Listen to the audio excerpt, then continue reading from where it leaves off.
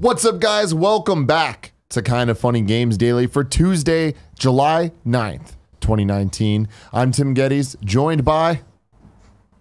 Well, here's the thing. Normally, we have you on Widow Wednesday, but today, we have you for Twitch Superstar Tuesday. That's right, ladies and gentlemen. Put it up there. That's right. I see you with that blue check on Instagram. Verified on Instagram. Oh, yeah. Partnered with Discord, whatever that means. Yeah. #1 streamer on Twitch. Surely is the next thing to happen. No, it's coming It's all soon. happening, my friend. It's coming soon. I see the glasses. No too. photographs, please. There's all the paparazzi. There's Right, so much flashes. I'm blinded right now. Please respect my privacy. Wow. The flash bulbs are going off. How is the streaming going? It's going great. I'm actually wearing these are actually, I don't know if you recognize them, these are actually the Denzel Washington Book of Eli shades. Wow. That I'm wearing right now. Wow. And I'm wearing these because tonight is the big Book of Eli live commentary stream that I've been preparing for the last couple of weeks. So wait, what's that going to look like? So what it's going to look like is it's going to look partly like my face, which I can only apologize for. Yeah. And then the script is going to be up on the screen, and then there'll be a little timer on the screen so people can stay synced up with them. We're not actually streaming the movie on Twitch because copyright and all that. We don't own it. I didn't know if you get any special rights. No, I don't get. I don't get any special treatment. But because the whole point of this is because the movie's now on Netflix, pretty much anyone can access it. So we'll all kind of press play. I'll go 1, 2, 3, go. We'll all press play together. I love it. And then as the movie's playing on whatever screen you have, you'll have this companion stream up that'll have me kind of doing a live kind of DVD commentary, and also kind of, as whatever's happening on the screen on your movie, you'll see the relevant script page because the script will kind of move with time with the movie. So it'll be like a script to screen comparison, director commentary. I'll take questions from the chat. We'll have fun. 6 p.m. Pacific, 9 p.m. Eastern. Doors open 6 p.m. Movie starts 6:30 p.m. Love it. I'm telling you, it's You all got it, man. It's all You got it happening. here. Can Twitch partnership surely can it be far behind? So twitch.tv/Gary Witta. Twitch.tv/Gary Witta. Wow. That's where is you're the gonna place wanna to be. That's where you want to be. If We'll this see, is a we'll see you success, tonight. will you do other movies? Oh, yeah. Oh, yeah? Well, I mean, we'll see how this one goes. We're actually going to be promoted on the Twitch front page. Wow. We're on the Twitch front page. I mean, you're doing something pretty cool. Making moves. Very exciting. Love it. Well, ladies and gentlemen, this is Kind of Funny Games Daily each and every weekday right here on twitch.tv/kindoffunnygames. We get together, talk about all of the video game news that you need to know. If you want to watch it not live, that's cool too. You can watch it on youtube.com/kindoffunnygames or on roosterteeth.com. If you want to just listen to us like so many of you do, we appreciate that. Just search for Kind of Funny Games Daily on your favorite podcast service, including Spotify. Thank you very much for all that. If you want the show ad-free, you can go to patreon.com/kindoffunnygames and you can get that there. We love giving you options, right, Gary? You can get the show on Spotify? That's amazing. Oh, yeah. You're everywhere. Yeah. I know. I love it. There's no escaping the Kind of Funny phenomenon. All of our phenomenon. shows are everywhere with the exception of We Have Cool Friends. It's still not on Spotify. We're working on that. But there is a new We Have Cool Friends out. Came out yesterday. It is with Brian W. Foster. Yeah, I watched some of that. From Critical Role. Excellent episode. Greg Miller's very proud of it. You guys should go check it out. That show definitely needs some more love right now. Another piece of content up right now for some housekeeping. My birthday roast is up in full on youtube.com/kindoffunny. We're all very proud of it. No one goes easy on me. Not even they Jared were rough. How did you? I always feel like roasts is often the most difficult kind of comedy because you've got to go hard, but you don't actually want to hurt anyone's feelings. Exactly. It's the type of thing, you know me. It's like, I understand what type of a jackass I am. You gotta be in on the joke, or else you are like actually an asshole. How did it feel there, sitting on that stool, taking all that abuse? It was the best. It was the absolute best. You can see the joy in my face. Go to youtube.com/kindoffunny to check that out. And as I said to you before the show, we were just talking, Andy Cortez, who knew, comedy superstar. Oh man, many people knew. I didn't know. Yeah, I knew he was a talented man. I knew he could play the guitar. You need to see him do his stand-up when he does. He killed it. It's freaking incredible. Yeah, Andy really Cortez is man among men. Thank you to our Patreon producers, Colton Yoder, Blackjack, and Muhammad. Today, we're brought to you by Hims, but we will tell you about that later. For now, let's begin with what is and forever will be the Roper Report. It's time for some news. We got 5 stories today. A baker's dozen. Thank you for that, Barrett. Cuphead is getting a Netflix show. Did not see this one coming. This is pretty cool. This comes straight from Studio MDHR. Coming to you in full color and cine sound, it's The Cuphead Show. Witness the wondrous Inkwell Isles as you've never seen them before in an original series inspired by classic animation styles of the 1930s. It's now in production by the talented team at Netflix Animation. Ryan McCaffrey over at IGN has a little more info here. It will also be hand-drawn, though not entirely to paper this time, and not by Studio MDHR themselves, but instead by Netflix's own in-house animation studio. Quote, "We're not going to be animating this ourselves because it would never be finished," Cuphead co-creator and all-around great guy Chad Moldenhauer told IGN with a laugh during a phone interview. "The current goal is to stay as far away from computer-assisted puppeteer animation as possible," he added. "The idea will still be that every frame is hand-drawn, but probably not on paper. It's going to be hand-drawn, but digitally. Tradigital. Tradigital. I like that. Tradigital. Wow. Word of the day, everybody. I really appreciate that. Though Cuphead co-creator Jared Moldenhauer told IGN that the show is still in the beginning processes and as such has no release date as of yet, we do know that the Cuphead show will follow Cuphead and Mugman in comedic adventures across Inkwell Isle. The press release describes it as such. The character-driven comedy follows the unique misadventures of the impulsive Cuphead and his cautious but easily swayed brother Mugman. Through their many misadventures across the surreal home of Inkwell Islands, they always got one another's backs. We asked the Moldenhauer brothers to elaborate on the style of comedy they're aiming for, and Chad said it's safe for kids, but written so there are also things that adults find funny and appeals to a wider audience. It's not a toddler show or a little kid's cartoon. It's safe to say that the showrunners are aiming for the same kind of vibe that the game hints at. They'll be taking that idea and expanding it. Barrett, can you bring up the image so people can see? Yeah, just give me a second. There you go. So this is all that was shown here. We got a Netflix original series, The Cuphead Show, coming to Netflix, also starring Mugman. You gotta love it. I would say that it's a similar style to the game, but it is quite different here. Like Mugman looks pretty similar to me. It's SpongeBob-ified almost. It is, yeah. There's definitely a SpongeBob element. You can see kind of in the cheeks. There's a lot more going on, and even the use of colors. I'm here. It looks different than the game, but I kind of like that. Let's have I'm into it. A different take on it. Gary, you said you had some hot news, some breaking news. Oh shit! That has not ever been heard before. What is it? No, I mean it's not. You know, by the way, you took what I told you and just overhyped that massively. I overhyped something. What? Tim Gettys, the master of hype.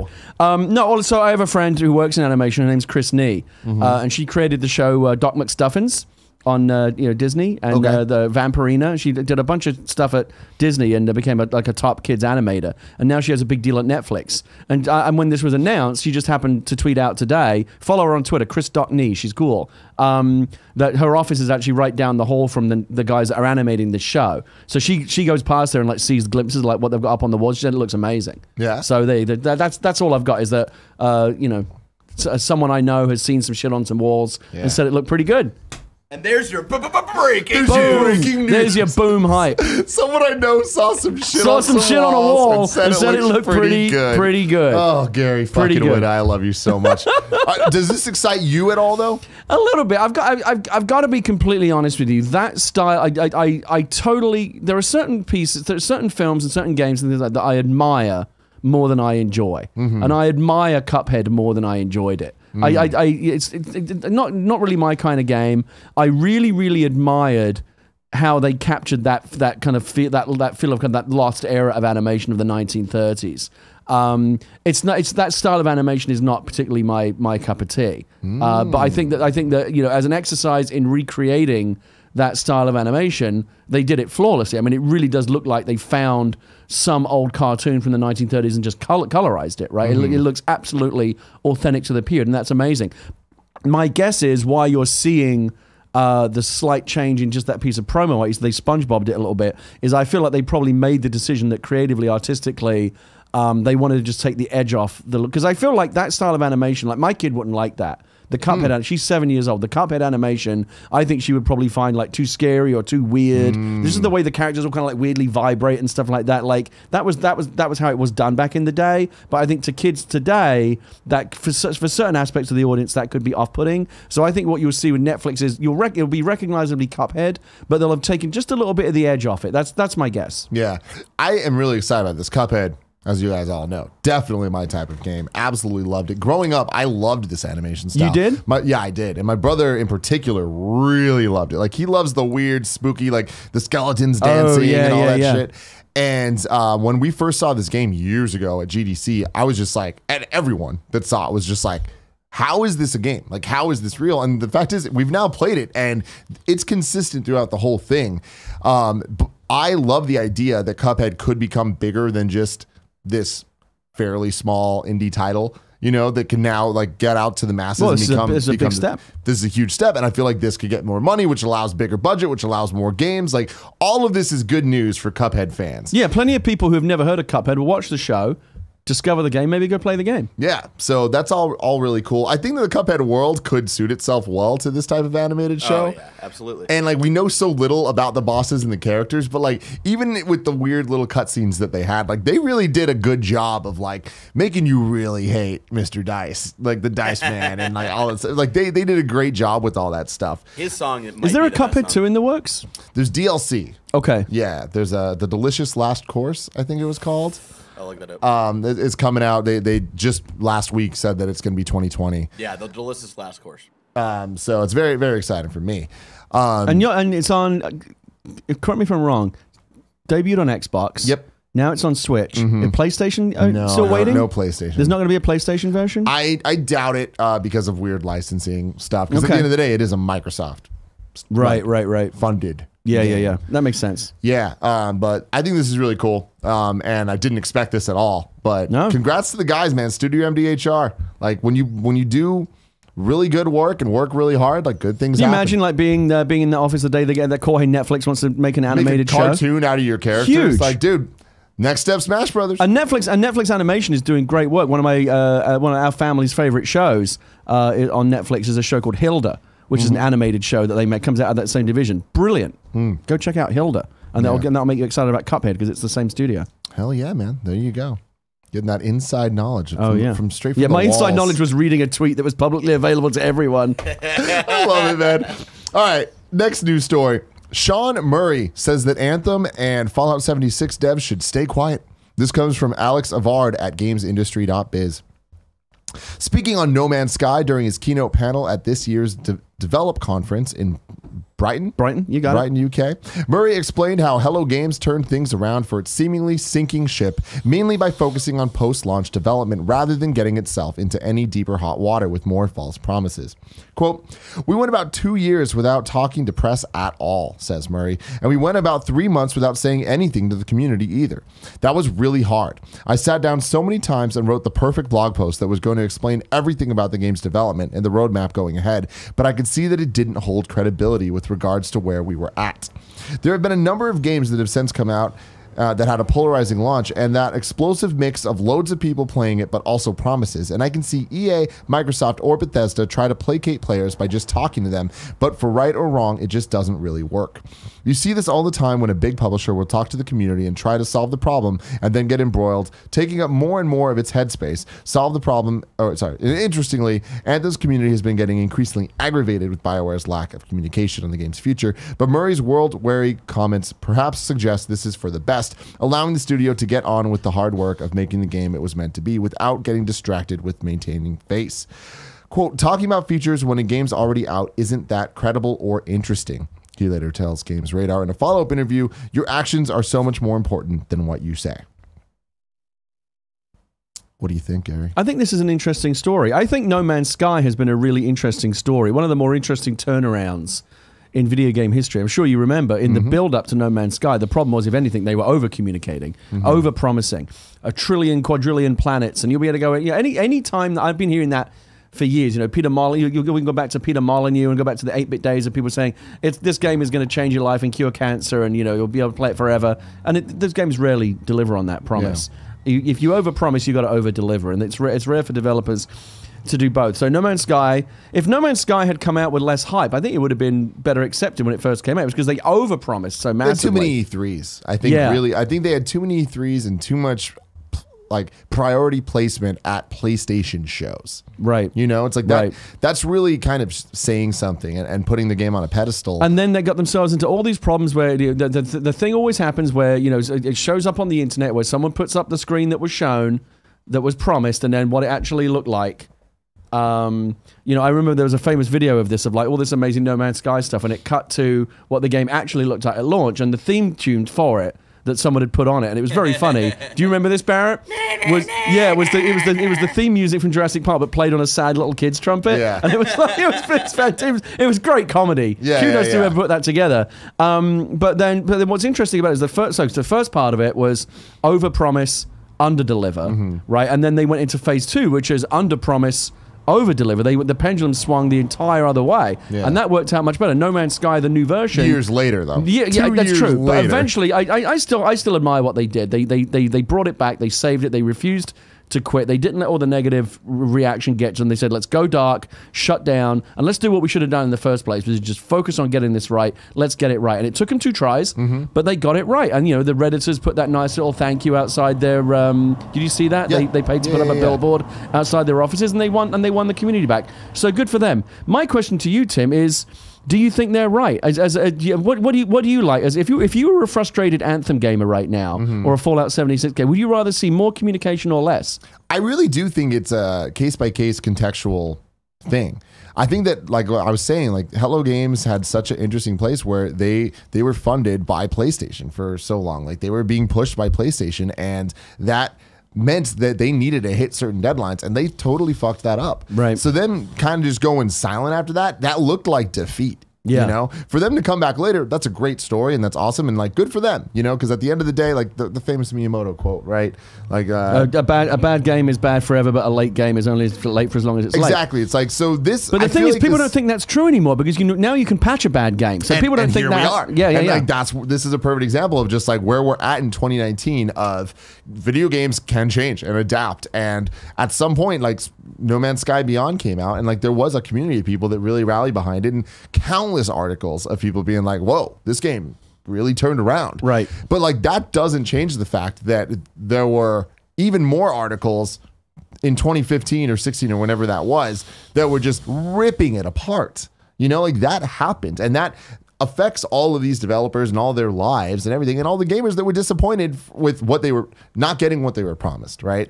And now we're seeing this years later, and I just feel like as time goes on, other devs and publishers need to learn from the mistakes of others. And that's why when we see Fallout 76 launch the way that it did, like that is completely unacceptable. This is Bethesda we're talking about. This is Bethesda. Like Todd Howard came out on stage hyping up Fallout 76 at E3, and that game was released. The ring, one of the great communicators. Yes, right. One of the great. You know, people always loved Todd. I mean, until recently, always loved Todd when he came out on stage. And that game was released months later, and now we're hearing that they knew it wasn't going to be where it needed to be, and whatever. It's like that's not cool. That is communicating in the worst way possible, and in that way, I totally understand what Sean Murray is saying. Because now at E3 this year, we had to see them come out and kind of be like, make a bunch of promises for how they're going to fix Fallout 76. Yeah. And it kind of just feels like a weird, damned if they do, damned if they don't. Yeah. Right? If they don't say anything, people will be like, wow, they really didn't say anything, a la Anthem at EA Play, even though there wasn't a great place for them to talk about it. But them not being there is ridiculous, right? But at the same time, I just feel like we're talking about some of the biggest publishers in the world. Yeah.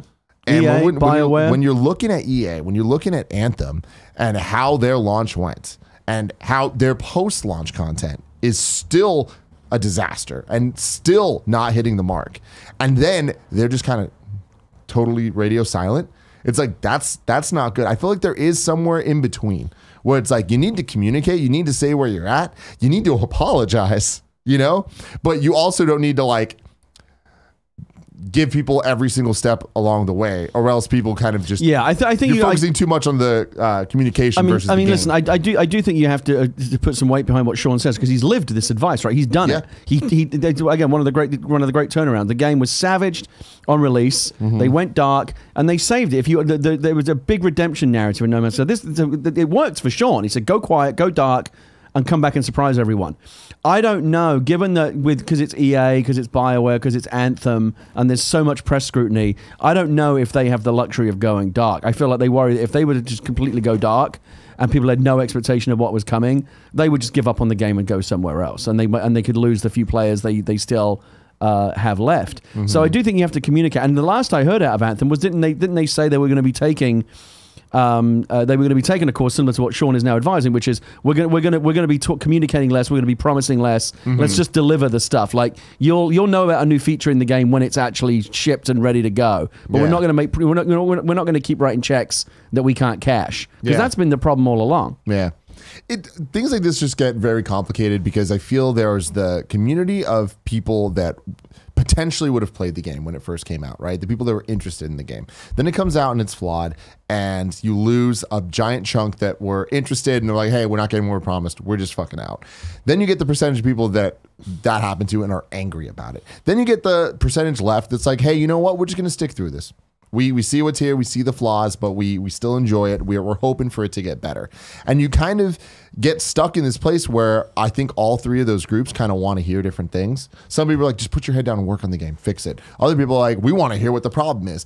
But what group just wants to hear what the problem is and what's being done to fix it, but isn't actually ever going to go back to play the game no matter what it is? Right? Like, how many people went back to play No Man's Sky Beyond even after it was fixed? 2 years is a long time. It is. Right? And it's at some point, it's like, it's an old game. Sure, it's new, like a new coat of paint. It's still an old game that people have put in how many hours? I don't know, Tim. I kind of felt like one of the things that was successful about when No Man's Sky Beyond came out was that they succeeded. How much they pushed this, I don't know. But I feel like the media narrative that the websites and the publications went with was like, excuse me, that this is a whole new game now. They've changed so much. This is really the launch. This is the true launch of No Man's Sky, and that's exactly what Hello Games are going for. It's like, we better get a second chance at this. Not just some update, not just some new look of paint. We've changed the game so fundamentally that you really should give this a second look. I did. I didn't play. I'm a perfect example of it. I didn't play I was excited about it, but I remember thinking, really, this sounds a little bit Molyneux-esque. This sounds a little bit like you're overpromising. And then when the game came out, I checked the reviews, sad trumpets, and I didn't play it. But then when it came back, I read the reviews of Beyond. Oh my God, now it's what it should have been in the first place. That's when I went and got it and played it. Yeah. Okay. I mean, that's great. I don't know if I'd have been. I don't know if I would have been inclined to come back if I'd have felt burned. Yeah. I missed it if I'd have felt burned the first time, would I have gone back the second time? I don't know, but I missed it the first time, and I definitely went in on the second try. I don't think a lot of people probably did. Yeah.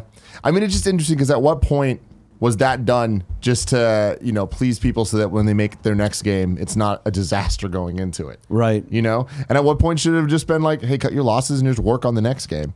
I don't know. But either way, I feel like there isn't one answer for this. And the real answer is just don't make promises you can't keep. Don't overpromise. Just make the game, and like if you need to delay it, delay it. And this has been a problem at E3 for years now. Ubisoft have been doing this for years. Mike over at Penny Arcade, I believe, or Jerry, one of them, coined the term bullshot. For when you see a screenshot that is clearly bullshit, it's like, that's not what the fucking game is going to look like. Ubisoft have done this for years now. I don't know if you remember the first time that they showed The Division at E3. Go back and watch that video. That looks like a next-gen title still now, because it was bullshit. Yeah. And when the game actually came out, remember the Killzone 2 trailer? Oh my God! As good as the games look when they come out, you can't help but compare them to what was promised, and the over-promising ends up biting you in the ass. They did it with Anthem. Go back and look at the E3 video for Anthem. The game still doesn't look even anything like that. Why are you doing this to yourselves? The developers must be watching these E3 presentations going, what the fuck? We can't do that. What are you telling these people? Yeah. We can't deliver that in the time that we have. We don't even know if you've got fucking rockets in the game yet. Are you flying or are you not? We know all this through Jason Schreier, right? We don't even know what the fucking game is, and you're promising all this shit. What are you doing to us? Well, we've seen the result. There you go. Stop it. Next news story. There's some leaked model photos of Super Nintendo World. This I am excited about. This comes from Alicia Stella from OrlandoParkstop.com. Bear, can you please pull these up? Oh my goodness.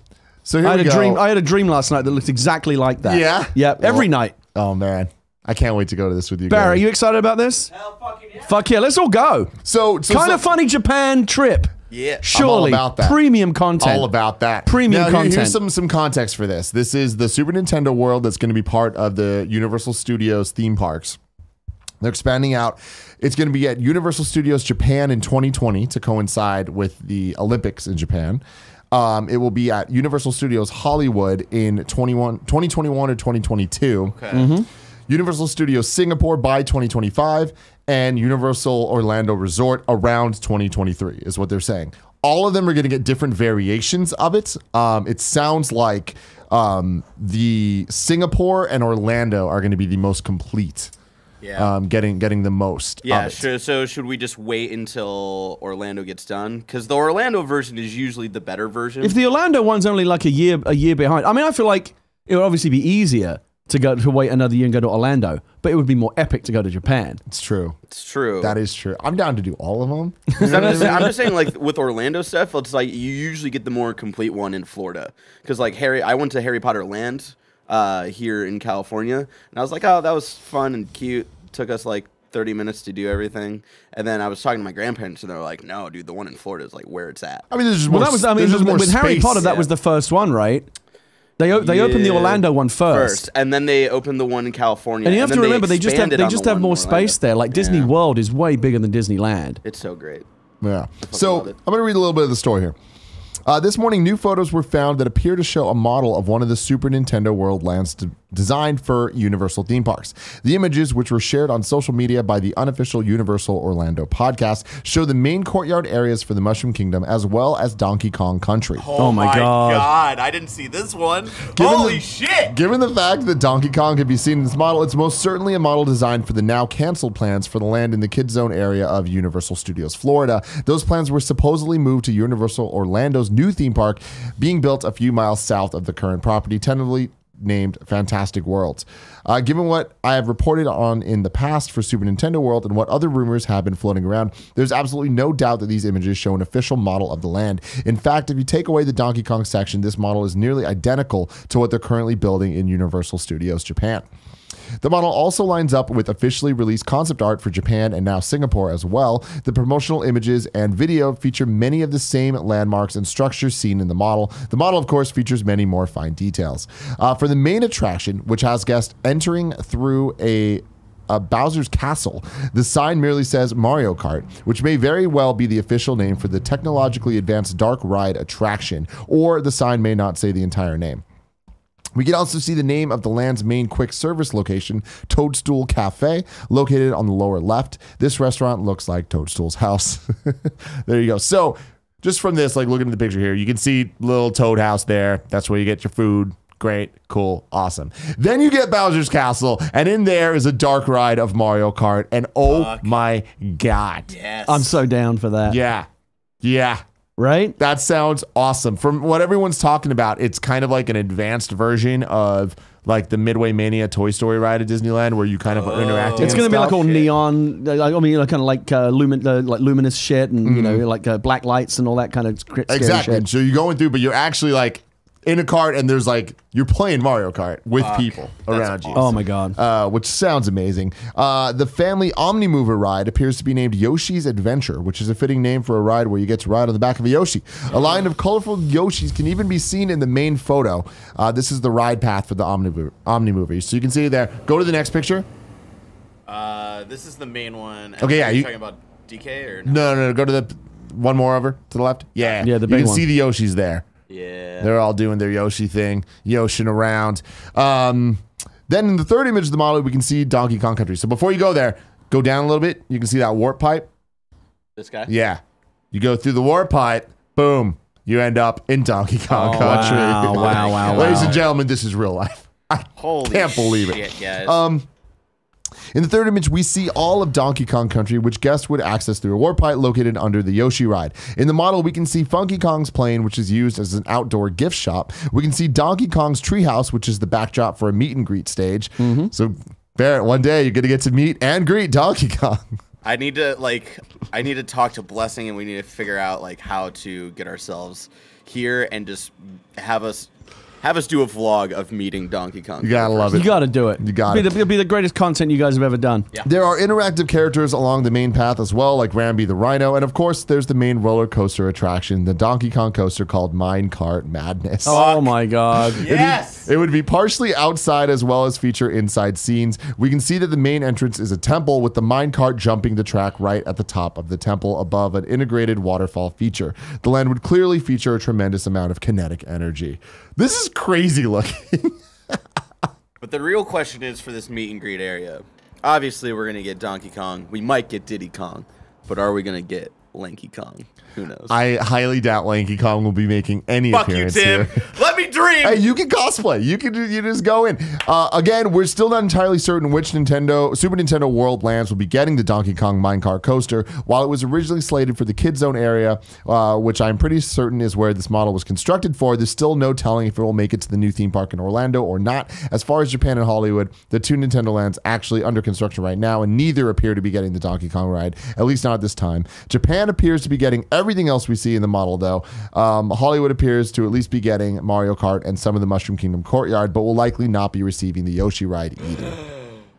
So you might have to go to Japan for the full I don't know. I think we're going to have to go all over the place, you know? God damn Yeah, it. clearly, if you want to experience everything, you're going to, because it sounds like there's going to be no one park that has everything. You're going to have to go on some kind of world tour. If I have to. If I have to. Anyway, very exciting stuff. I remember long ago on Gamescast when this was first announced, we did what we'd like to see from a Super Nintendo World thing, and we came up with a whole bunch of ridiculous rides. So go watch that for some stupid ass This fun. news gives me hope for the future of the human race. Thank you. It really does. Yeah. It's so exciting. I've been saying, I mean, not it takes any great genius to come up with this idea, but I've been saying for years that they should do something like this. Why doesn't Nintendo have like a Mario theme park? Like it's a license to print money. And here we go. And now it's finally Printing happening. that money, man. I'm so Get excited. it, Miyamoto. I'm so You excited. deserve it. Next news story. This comes from Adam James at Joysticker. Stadia only supporting Pixel at launch. Google Stadia won't support very many mobile phones at launch. In fact, it will only support 4, kind of. The kind of is that they're all variations of the same phone. The 4 phones that will be supported by Google Stadia at launch are Pixel 3, Pixel 3a, Pixel 3a XL, and the Pixel 3 XL. There you go. Additionally, any tablet that runs Chrome OS will also be supported. I'm not too surprised by this. That is just the at launch. Greg had a note here.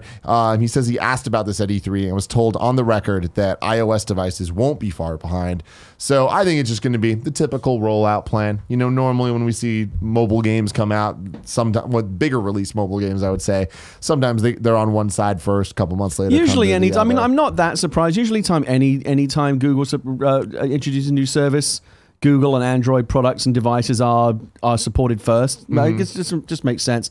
But yeah, you can't leave. I mean, there's too many iOS users out there to leave them out in the cold. They've got to be invited. I mean, I'm in on the founders level for Stadia. I got the starter pack. I'm in, but I'm an iPhone guy. So you got to take care of my people too. Yeah, and I'm sure that they will soon enough. I also think that like they understand that the launch process is gonna suck. There's going to be a lot of issues and they're going to have to like work through them. So I think that more focused, like the more control they can have over like the experience and being able to put out updates on every level. And I mean, Android users are used to suffering on a daily basis. So I mean, why not use them as guinea pigs for this as well?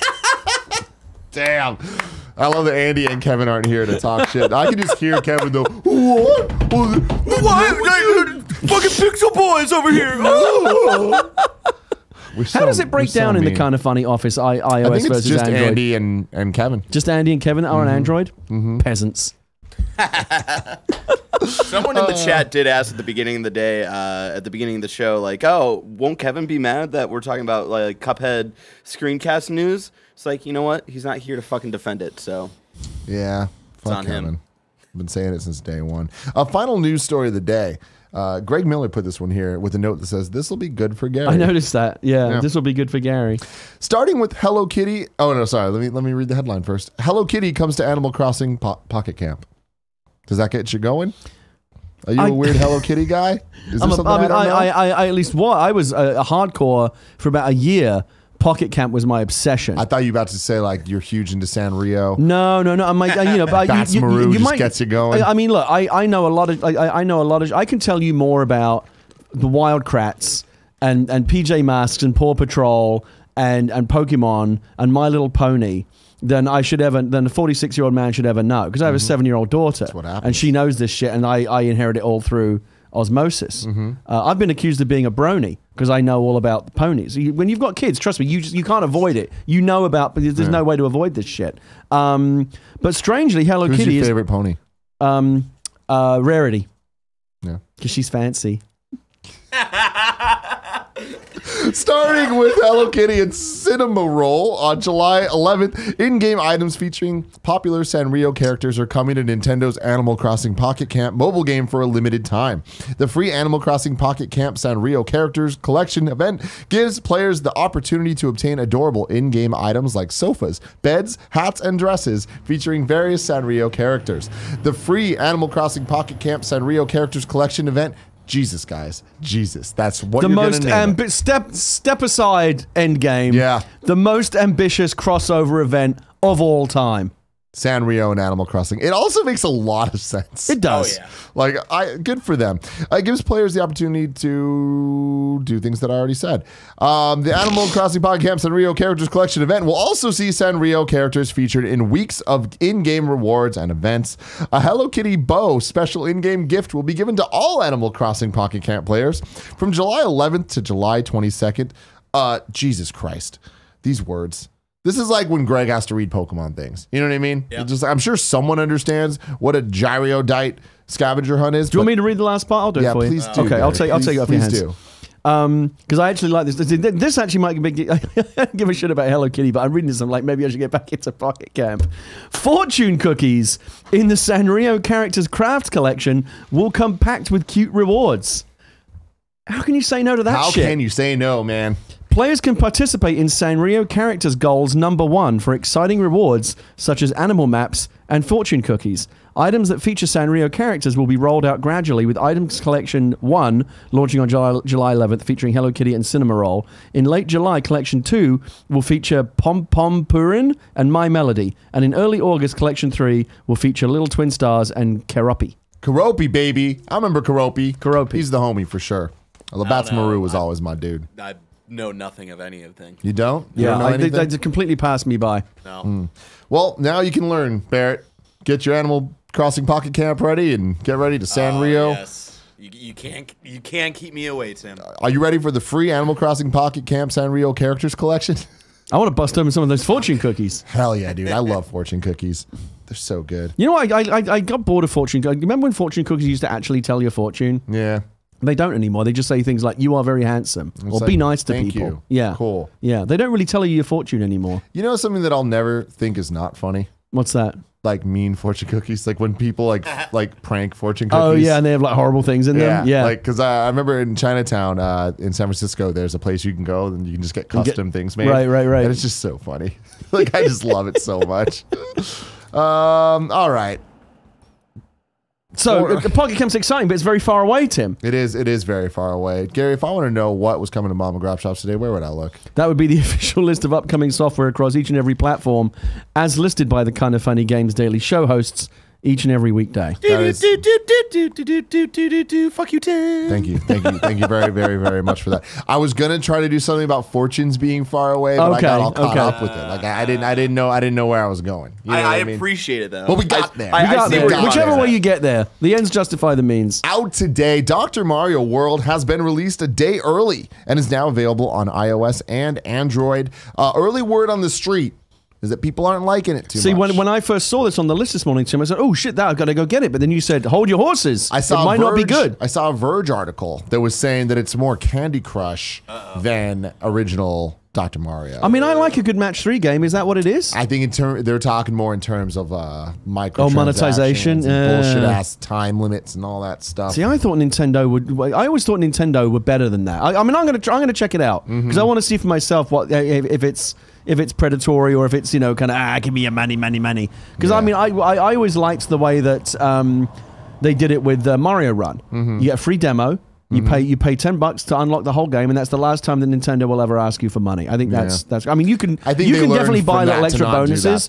What's that? I think they learned to not do that model. Yeah, it just didn't work. Fire Emblem Heroes. But yeah, I always thought Nintendo. I don't know. I always like the fact that I never thought them getting. And who knows if they are?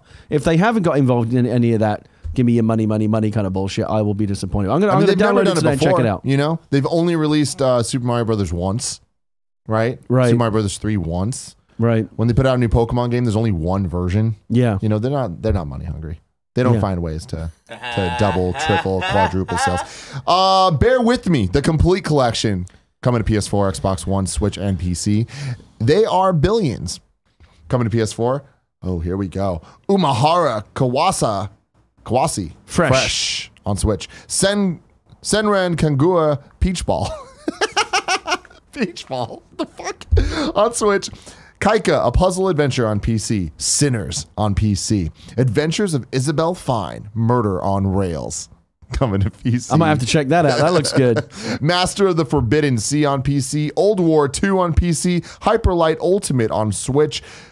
Call of Duty Black Ops 4's Operation Apocalypse Z DLC on PS4. Red Dead Online. This week, Red Dead Online players who complete a total of 10 daily challenges starting today and before July 16th will earn the new Explorer Care package to help them across the frontier with useful items such as 60 poison arrows, 100 rounds of varmint cartridges, 5 tins of Jolly Jacks, and much more. What the fuck is Red Dead Online, yo? What the shit was that? You don't want some Jolly Jacks? I want some good old varmint cartridges, you know what I'm saying? New dates. Telefrag coming to PSVR July 19th. Biotope Aquarium Simulator. I'm on it. I'm looking at it. Let's check it out. It's coming to Steam on July 23rd. I get that the simulator games at this point are just kind of like, fuck it. Anything. You know, anything let me tell you something, Tim. I used to keep here we tropical go. fish. Yeah? Yeah. When I was a kid, I kept a tropical fish tank, and I even kept piranha fish at one time. Wow. And did you ever stick your finger in just to see? we had to feed it live goldfish. It was Holy shit. At first, it was how cool, but then eventually you would just like throw the fish in and look the fuck away. Yeah. Because it was not pretty. Really? Oh yeah. See, is this it? This is Biotope? Here's my thing. Growing up as a young child, we had, Roller Coaster Tycoon. You know what I mean? Yeah. We had, even The Sims, we had SimCity, we had all this stuff. It's like, of course a kid wants to make a roller coaster that can toss people off and see if they die. Right. Of course you want to make The Sims and not give them a bathroom and see what happens. Like, there's fun to this. No kid liked the simulation part of taking care of their fish. No, that was the point. That was the point. Using Pac-Bell's canning music. Keeping tropical fish is no joke. Keeping the waters clean, pH and alkaline levels and all that kind of shit, giving them the right kind of food, the temperature has to be just right. It's not easy to keep tropical fish. I understand. But some people really enjoy that. I actually think this could be good for a certain kind of gamer. I think this could be really fun. You got to take care of the fish. You want a thriving fish tank. This could be like a relaxing, chill kind of game, but with deep simulation. I actually think this could be good. Items. I understand it's not your cup of tea, Tim, because it's not extreme. Yeah, but, I guess you're right. I need something a little bit more extreme. You need extreme aquarium simulator. Yes. God, come back to me then. Let me know what's going on. Next up, we got Gravity. What if you could build a roller coaster for the fish inside that would be dope. And it's fucking flinging fish out of the tank. This guy has the good ideas. Gravity Ghost Deluxe Edition coming to PS4 on August 6th. And some deals of the day. We got a real good one for you today from Reclusive Dragon. This is a deal of the day. Domino's Australia has a deal for $59.95 for Final Fantasy XIV Complete Edition, 3 large pizzas, a garlic bread, and a 1.25 liter drink. Holy fuck! That's awesome. The same price of the game, and it's delivered. I'm having a pizza party. They deliver the whole fucking thing to you, the game and the pizzas, garlic bread, and a soda? Holy shit, that's your fucking weekend taken care of right there. Oh, you gotta love it, man. You gotta love it. That is a sick deal. Why don't we have that in the US? I don't This know. is supposed to be the greatest country in the world, Tim. What the fuck is going on? Now it's one-upping Australia, us. yeah. Yeah, damn. If you want a How MAGA, fast that if you're happens. serious about MAGA, this is how you fucking This is do how it. you do it? This is how you do it with this Domino's deal. Get that shit over here, Domino's. Yeah, let's or figure- someone else will do it. Yes, it'll be Gary. Gary Woodda. I'll do it. Making America great again, one pizza at a time. That's right. Oh, man. It's time for some reader mail. Before we get to the reader mail, let me tell you that you can write into patreon.com/kindoffunnygames where you can get the show ad-free. Let's write in your questions. But speaking of ads, this episode is brought to you by Hims. You've heard us talking about Hims and how they're helping guys look their best. If you haven't yet, it's time to see what they're all about. 66% of men start to lose their hair by age 35. And once you notice thinning hair, it can be too late. Tell me about it. Luckily, Andy and Nick, they figured it out, and they've been using Hims for years. Thanks to science, baldness can be optional. The solution is forhims.com, a one-stop shop for hair loss, skincare, and sexual wellness for men. Hims is helping guys be the best version of themselves with licensed physicians and FDA-approved products to help treat hair loss. Nick Scarpino's looking better than he ever has, and I would credit his hair almost fully. That might be why I had that dream when me and Barrett were frolicking on the couch, tickling each other because Dick's been looking so good. That could psychologically could have leached into my brain. You're just thinking about the Nick hair. Yeah. Hims was created by a guy who knows some men's health conversations are easier online than in person. No more awkward in-person doctor's visits or long pharmacy lines. Hims connects you to real doctors online, which could save you hours. Completely confidential and discreet, all great things. You can get it now. Listeners can get started with the Hims Complete Hair Kit for just $5 today, right now, while supplies last, and subject to doctor's approval. You can see the website for full details and safety information. This could cost hundreds if you went to the doctor or a pharmacy somewhere else. Go to forhims.com/gamesdaily. That's FORHIMS.com/gamesdaily. Forhims.com/gamesdaily. Now, time to talk about reader mail. But before we do that, I just want to let everybody know that sometimes I get really awkward right before or after the ad read, and I just sound like I'm saying a lot of words. It's because there's a thing where we're not supposed to use swear words 20 seconds before or after. Oh, did I? You should tell me that as well, though. It's fine. I didn't know that. It's fine, you know? So I'm just like, I'm always like extra cautious where I'm like trying to prolong it. Yeah. How do we get away from the shit that was just said? I can say that now because I think it was like 20 seconds. You know what I mean? Yeah, it was about. Let's get into the reader mail. The 2038 Pokemon CEO once again writes in, when is the correct time to announce a video game? We have Square Enix, who announces before the director even knows what's going on. Then you have your Rocksteady, who's quite literally a rock and not moving. Announcing too early leads to fans complaining and wondering what's taking so long. Announcing too late leads to constant leaks and hype rising to unrealistic standards. But a shorter announcement to release time. Announcing too early stops leaks, but makes us wonder why you should have waited. In the case of Final Fantasy VII Remake, it stops all talks of us wanting a remake like how we bugged Square for years. What do you think, Gary? I would err on the side of announcing later. I understand announcing too early leads to fans complaining and wonder what's taking so long. I get that. Kind of not dissimilar to what we were talking about earlier with No Man's Sky and hype and too many E3s. The second part, that announcing too late leads to constant leaks and hype.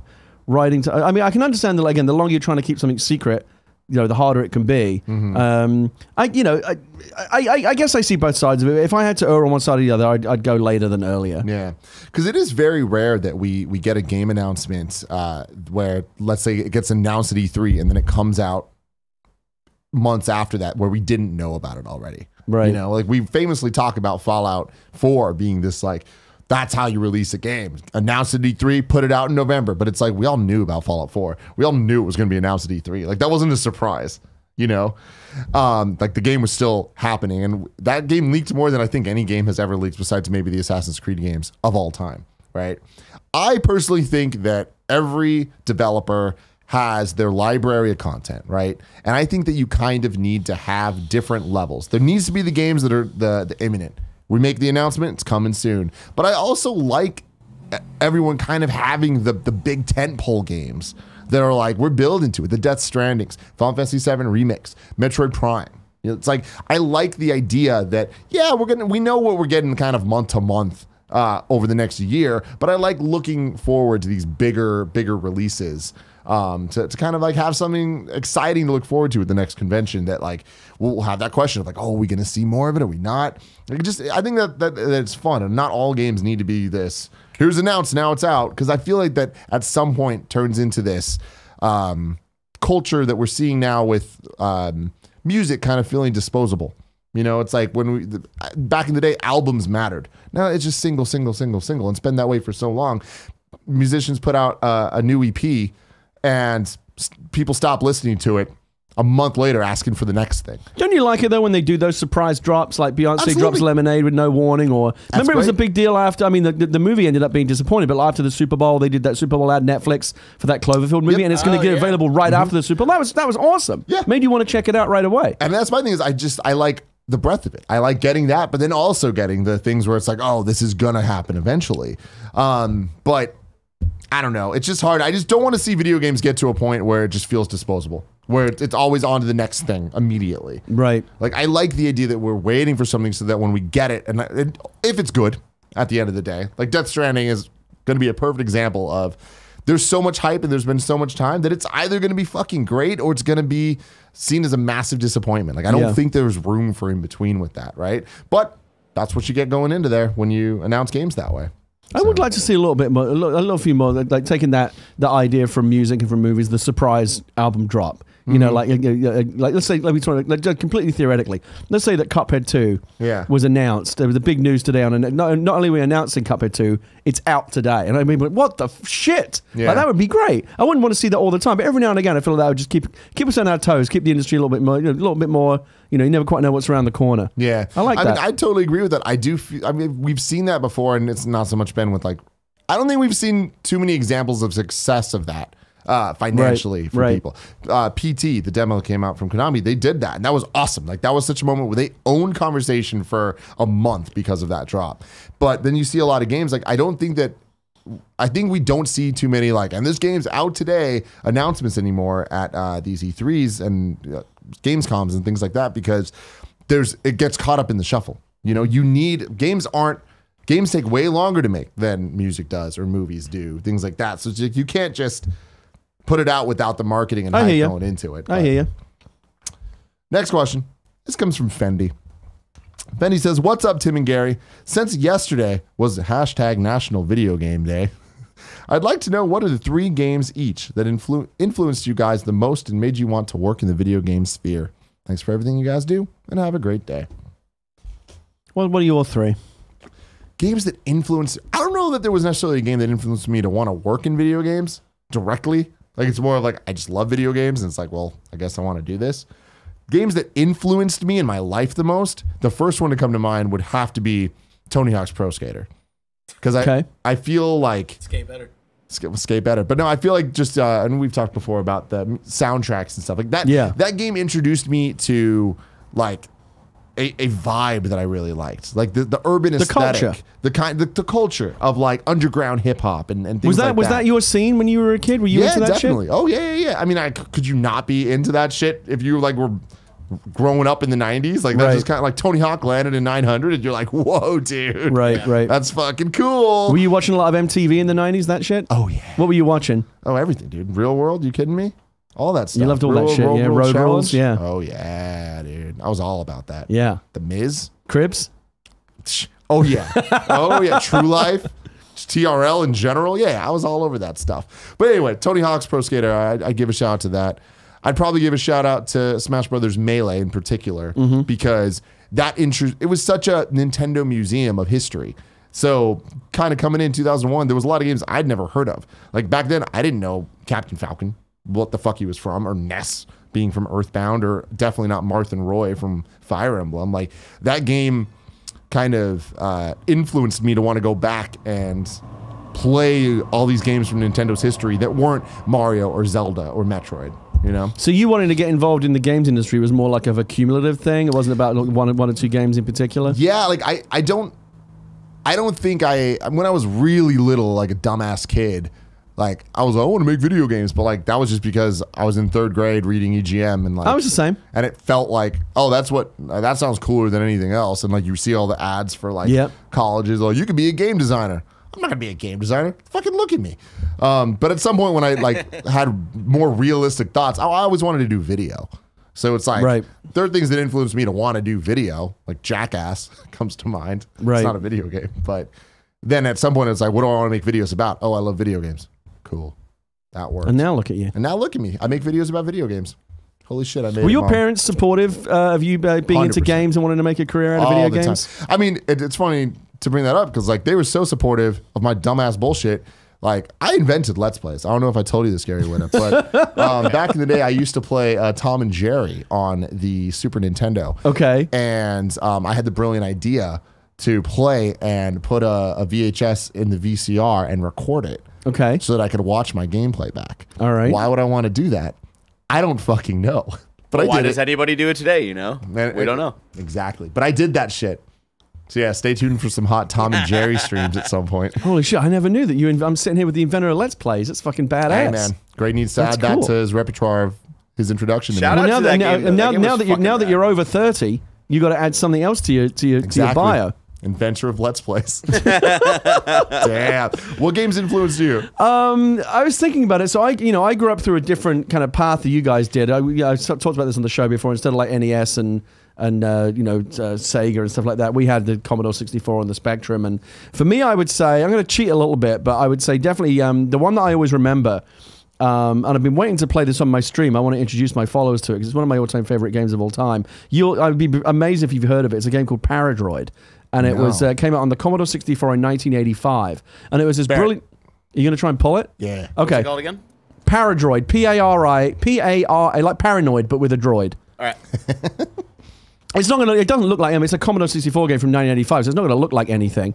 But it was a brilliantly designed game. I was actually involved recently in an attempt to. That's it. In an attempt to remake it, and you play this little. You play this little droid, that thing up there, the little robot there that says 001 on it. And basically, this is everything you're seeing here, this is a big spaceship. And the droids have all gone rogue, like they've all gone haywire. And they're a danger to the ship now. And you go on board the ship as this what's called an influence device, and your objective is to take over you play this little mini game to try and short circuit the droids and take them over. And you start as a 001 with like almost no power, but you can basically hijack and become more powerful droids if you can take them over, and you get better guns, better weapons. You essentially get to inhabit the body of the more powerful droid for a short period of time, and you play that little transfer again. So now he's the 001 just became a 742, so it's faster, more agile, got better armor, better weapons, and your objective of the game is basically to wipe out all the other droids, and you can do that either by destroying them or taking them over in a transfer game. And it's brilliantly designed. I really, really wish they would do it.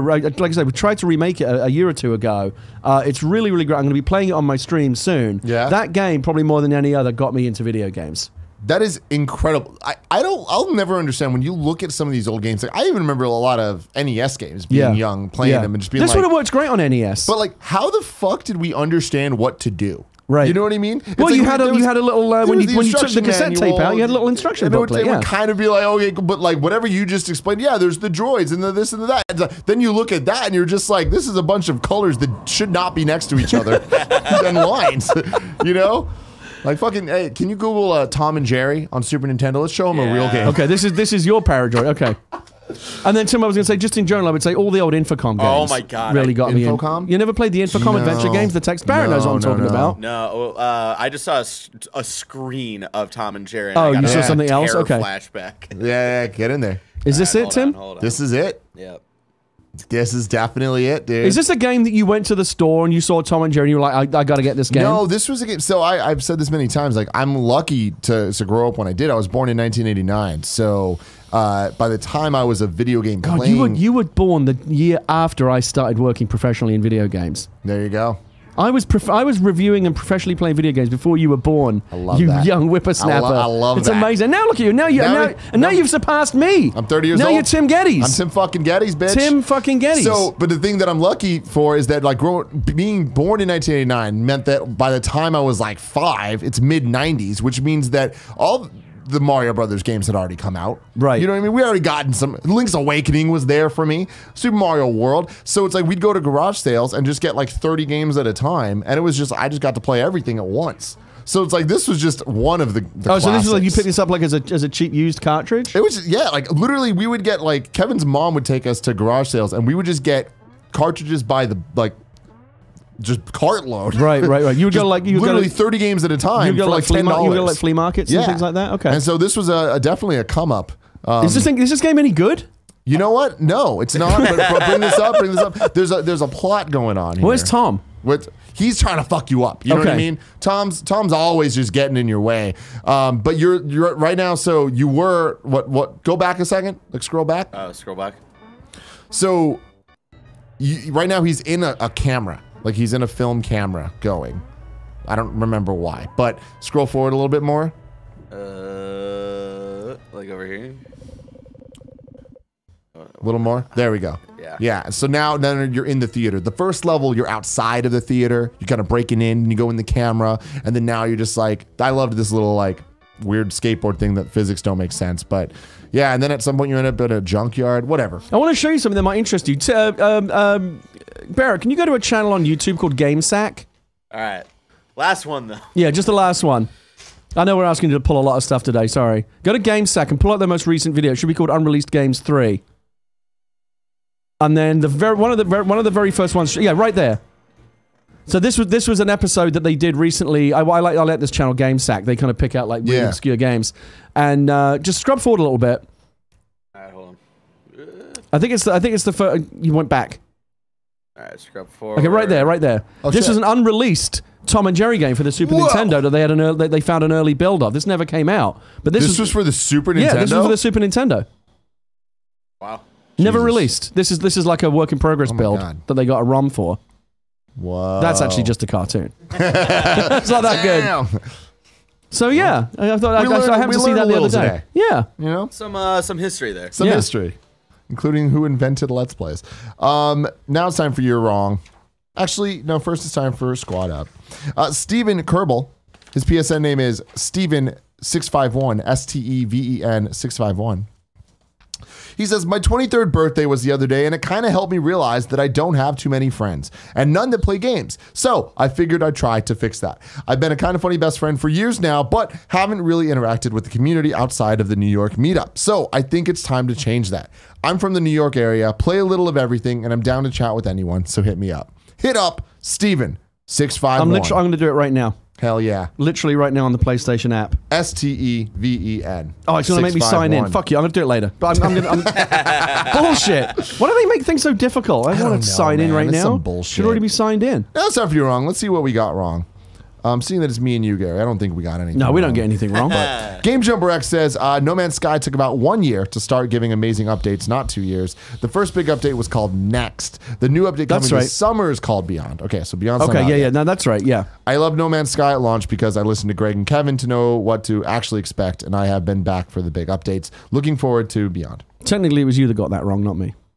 Yeah, Just saying. you're right. Just saying. if we're like going tit for tat If we're point here. scoring here, A what else you got? lot of bullshit, if I'm being honest. Stop sending that bullshit, you know? Yeah. Nothing good? Come on, come on, best friends, see. try harder. Send in some good shit. Skate better. Busting their ass over here. Fendy has a deal of the day. PlayStation Retro sale going on right now. Titles include Crash Bandicoot, Spyro, and Hitman HD Remake. Okay.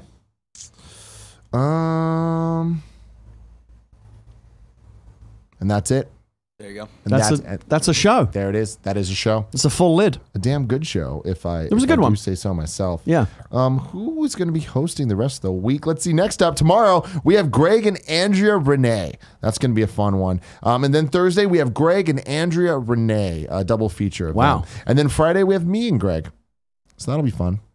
How come you're not here for Widow Wednesdays? I got to work tomorrow. Greg originally contacted me yesterday and said, "Can you do?" Because I guess he wasn't around today. He said, "Could you do tomorrow? Could you do Tuesday and Wednesday?"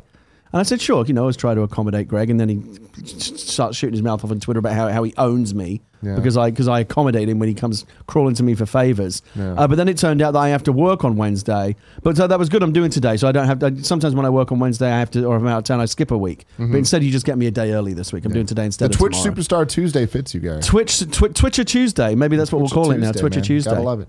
Yeah. Until next time. Wait. Oh, whoa. Book of Eli live commentary stream tonight. Twitch.tv/Gary Witter. 6 p.m. Pacific, 9 p.m. Eastern. Hope to see you there. What time is it in your made-up London times? Oh, it'll be around 2 o'clock in the morning. Some But GMT. if because of time reasons you can't catch it, the whole thing will be archived on Twitch. I'll upload it to YouTube as well. But you'll obviously get the best experience live because I'll be there to answer your questions. Shit like that. Go check that out. And until then, I love you.